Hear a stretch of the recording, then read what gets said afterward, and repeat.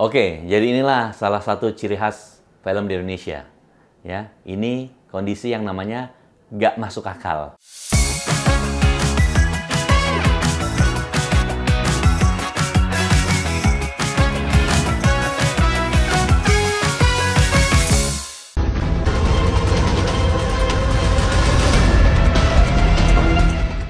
Itu ada gambar seorang ibu hamil pakai pelampung, kemudian melahirkan di air ya. Ada yang nolongin gitu loh. Saya nggak yakin itu pernah terjadi dalam kehidupan nyata selain di film. Tetapi kalau ditanya mungkin, ya mungkin-mungkin aja barangkali. Namanya ada suatu kondisi kapal karam, kemudian orang pakai pelampung atau perahunya kebalik, tahu-tahu udah mau brojol gitu ya. Ya bisa-bisa aja sih kalau kita mau lihat. Cuman ini sebenarnya mirip-mirip kayak waterbird, ya kan? Melahirkan di air, cuman bedanya kan ini di laut.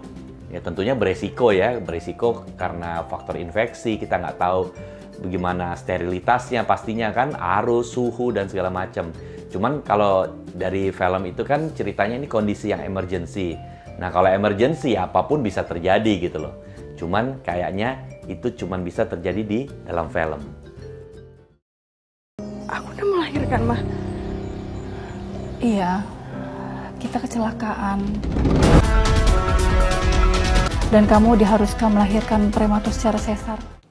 Oke, jadi kalau dari film ini kita lihat, bisa aja orang terjadi persalinan tidak sadar karena dia disesar. Itu sangat memungkinkan. Mungkin ibunya kecelakaan, ya kan?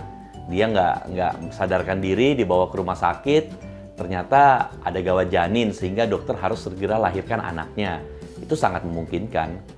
Nah, apakah harus selalu sesar? Ya tidak juga. Bisa aja pada saat kondisi tertentu, ketika diperiksa pembukaan sudah mau lengkap atau udah sangat lengkap, bahkan kepala udah mau keluar, ibunya nggak sadar, itu juga bisa. Tetapi biasanya itu pakai alat bantu.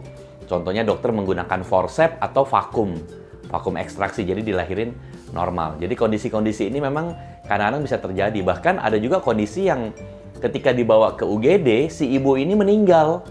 Tetapi diperiksa jantungnya, jantung janinnya masih ada. Nah itu namanya seksio postmortem.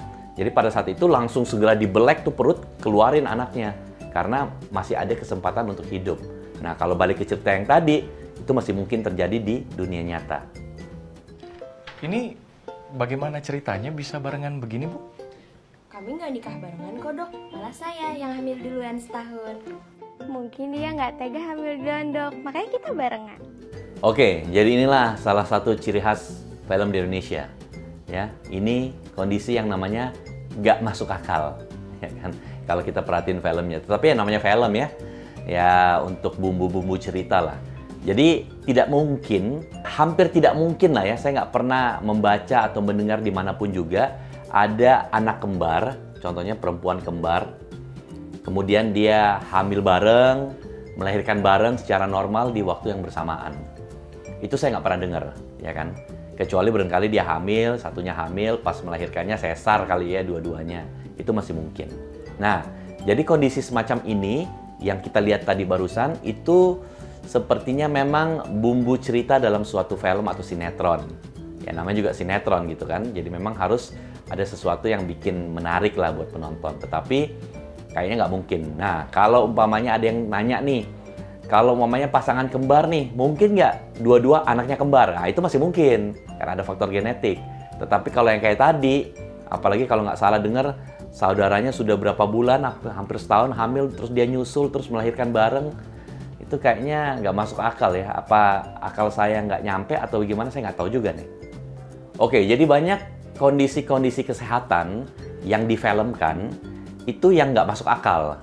Nah makanya memang sebenarnya zaman-zaman sekarang tuh advisor atau penasehat di bidang medis itu diperlukan dalam membuat suatu karya seni, contohnya dalam film, supaya menyerupai kejadian yang sesungguhnya. Jadi jangan yang aneh-aneh ya. Kadang-kadang kalau kita lihat bahkan ada kayak film-film India tuh lebih kacau lagi tuh, yang bayinya bisa loncat lah, kemana lah. Wah, itu memang, itu mungkin sifatnya komedi. Tetapi kalau mamanya yang bener-beneran, itu banyak yang kadang-kadang harus ditinjau ulang. Apakah seperti itu atau tidak.